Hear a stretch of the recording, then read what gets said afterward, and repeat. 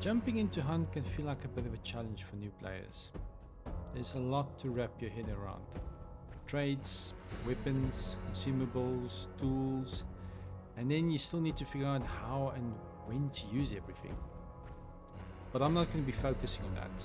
Instead, I want to focus on something else. Something that I feel serves more value for new players, and that is map awareness. You've got to keep your eyes peeled for where other players might be waiting, and where to find the best spots for yourselves in different situations. In this video series, I'll be breaking down each POI on every map.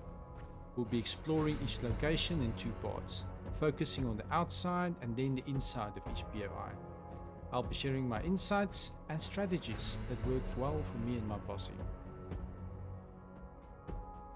Okay, we're going to kick things off with the first map, Mummon's Gulch. There are 16 different POIs on this bad boy, not counting the caves. But Grizzly Lodge is by far my most favorite spot on this map. It has so many sweet spots to stalk from the outside, and there's a lot of places to sneak in and out of the main building. I've identified 8 locations, technically 9, that can be used to stalk, ambush or counter ambush other hunters.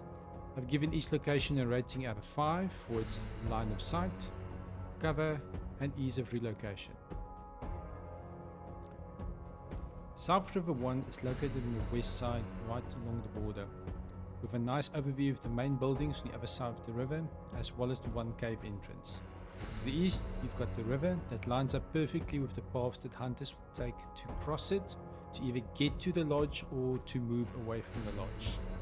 Now, if the extraction point is in the river, it will give away your position to nearby hunters. If that's the case, I would suggest moving a little bit further down the river to the east. You will still have a solid line of sight from everything, but you will not be triggering the extraction. This also serves a good ambush spot for hunters who wants to extract later or who are just passing by and crossing the river. Both these spots have perfect line of sight of all the areas that have importance to the south of the POI, and there's also a line of sight of the extraction point on the river itself. There's enough cover to hide in and duck behind when the shooting starts, and if need be, you can easily back out and relocate without being spotted. Next up, South River 2. Further down the river with a perfect view from the waterfall all the way down to the east, covering most places where hunters will cross.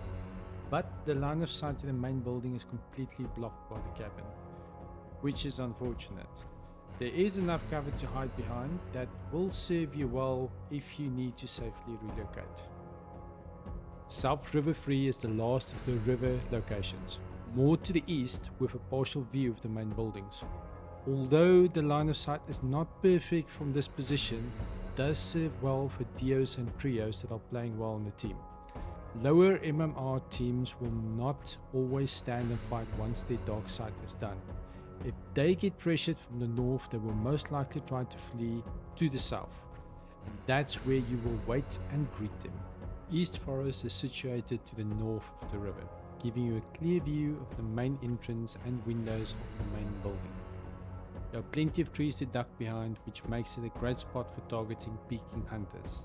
However, if you don't nail those first headshots right away, you'll want to move quickly, since there's not a lot of cover to shield you from FMJ rounds. Also, being so close to action makes you an easy target for hunters using dark sight, especially if you're not moving much. And then there's also the ever-present third-party opportunists sneaking up from the east or the north.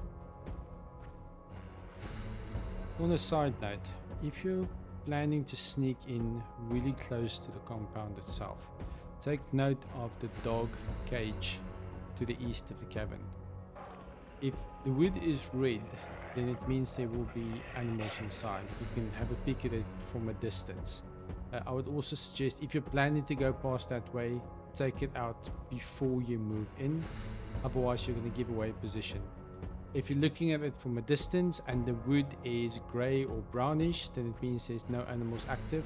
Usually the lantern is also out, which is also a clear indicator of nothing inside.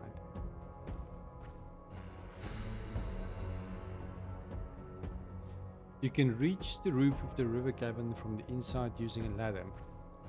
Just a heads up, this spot was a clue spawn location, so watch out for campers. Some sneaker hunters will leave a nasty surprise waiting for you at the top of the ladder, if they're not sitting there themselves. Once inside, you'll have a great close-up view of the south side of the main building. Make sure to keep yourself tucked away as far back as possible, otherwise you'll be an easy target for hunters flanking you from all sides.